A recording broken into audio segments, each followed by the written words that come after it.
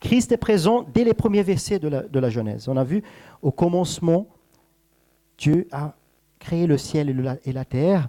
Et au verset 3, il s'est dit, Dieu dit que la lumière soit et la lumière fut.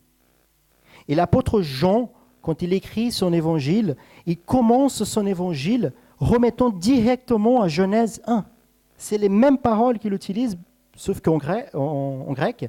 Donc il dit, au commencement, quel commencement? Genèse 1, je ne l'ai pas affiché ici, Genèse 1, au commencement, Dieu créa le ciel et la terre.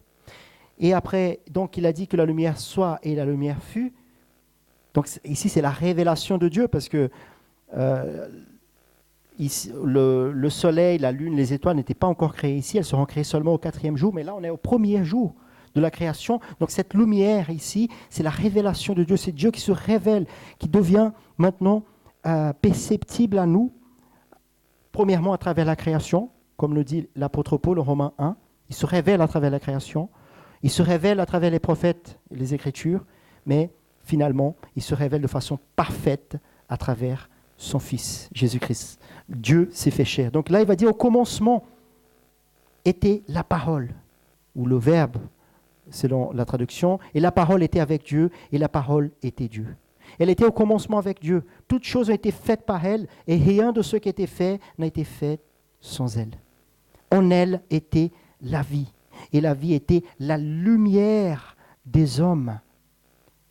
La lumière nuit dans les ténèbres, et les ténèbres ne l'ont point reçue. Donc, ici, on voit déjà, depuis le début de la Genèse, on voit Christ. C'est lui, parce que le verset 14, il nous le révèle.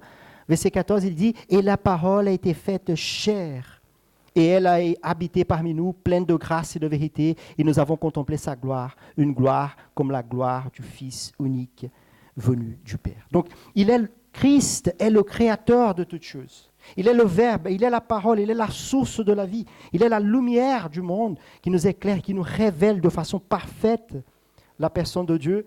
Comme l'apôtre Paul nous dit en Colossiens, on lui habite corporellement toute la plénitude de la divinité.